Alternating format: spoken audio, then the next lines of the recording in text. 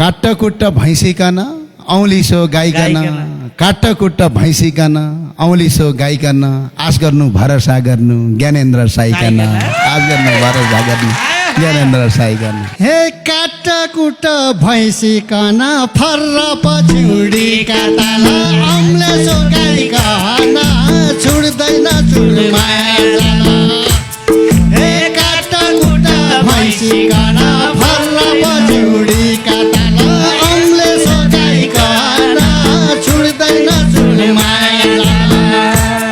हे आश गर्नु भरोसा गर्नु फर्र पछुडी काटाल ज्ञानेन्द्र साइकन छुड्दैन चुलमाया जान हे आश गर्नु भरोसा गर्नु फर्र पछुडी काटाल ज्ञानेन्द्र साइकन छुड्दैन चुलमाया जान ए जति खाउँ खाउँ मिठो लाग्दो रारा तालको पानी जति खाउँ खाउँ मिठो लाग्दो रारा तालको पानी इन्द्रणीमै भेट हुने कस्तो जिन्दगानी इन्द्रणीमै भेट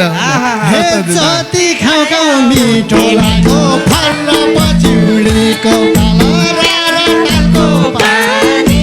छुड्दैन माया जान हे जति खाउँ खाउँ मिठो लाग्दो फर्र पछुडीका रारा तालको पानी छुड्दैन माया जान हे इन्द्रणीमै भेटघाट हुने सर्व पछुडीका हे कस्तो लाग्दो बानी हस् धन्यवाद जोरदार थाली दिउँ हामीले छ्याम्म छ्याम्म बोलको गीतलाई यहाँले बडा मिठेरी गाउनु भयो ज्ञानेन्द्र साई संसदलाई चाहिएको थियो त्यहाँबाट जनताले आफै जानेर जिताउनु भयो जिताउने जनतालाई पनि धेरै धेरै धन्यवाद छ जुम्लावासी जनतालाई हाम्रो धन्यवाद छ राम्रो काम गर्दै जानुहोस् जनताको साथ छ राम्रो गर्छौँ भन्दै धेरै आएका छन् पहिले तर उनको वितृष्णाले माहौल बद्ल्यो अहिले यस्तै नहोस् पछि पछि अगाडि लैजानुहोस् सबैलाई समेटेर एक ढिक्का भई जानुहोस् मेरो यो शुभकामना छ यहाँलाई हार्दिक स्वागत छ इन्द्रणीमा के भन्नुहुन्छ धन्यवाद इन्द्रणी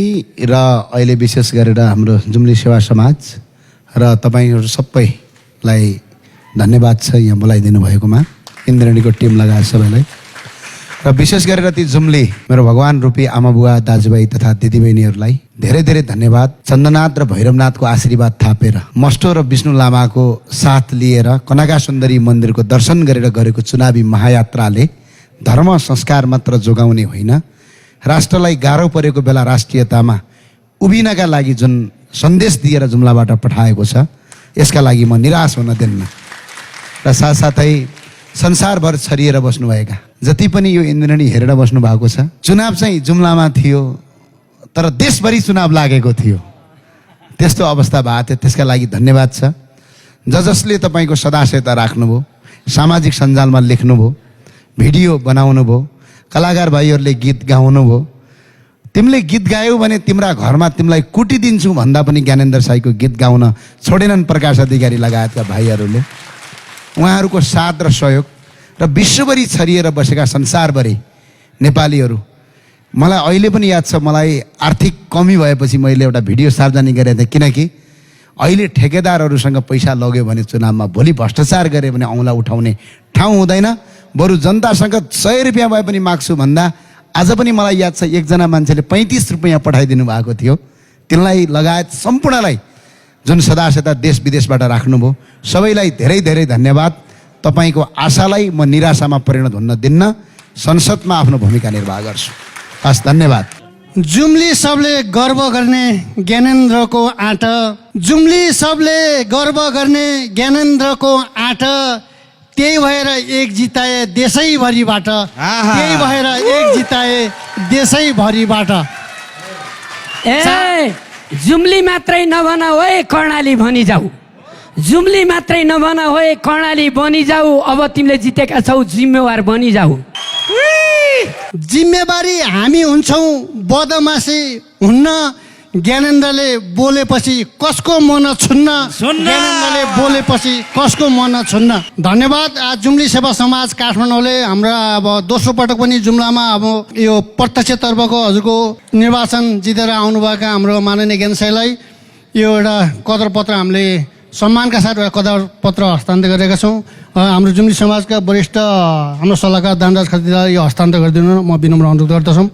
र यसमा लेखेको छ, कला धर्म र संस्कृतिको जगेर्ना गर्दै भ्रष्टाचार मुक्त सुन्दर नेपालको मूल एजेन्डा बोकेका कर्णालीवासीका ढुकढुकी युवा नेता राष्ट्रिय प्रजातन्त्र पार्टीको तर्फबाट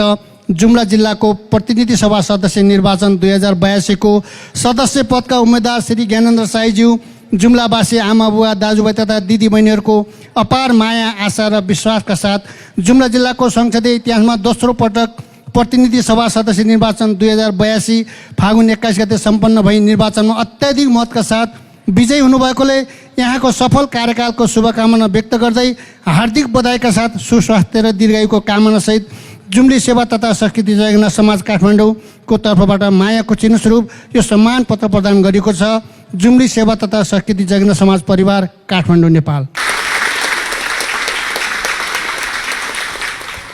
हर्कदाई सिपालु रहेछन् आजै सिपा लाया तमी जसा माइसे चाहिँदा हप्तै पछि आया। चाँदी हुने चाँदी लाया सुन हुने सुन लाया। जुम्ली छोरा ज्ञानेन्द्रले एक सिट जिती देशैलाई गुण लाया। यो सिटको यति महत्त्व छ कि सायद ज्ञानेन्द्रले नजितेको भए रापरपाले अन्य 4 सिट पनि पाउने थिएन। यो जित एकदमै शानदार जित हो।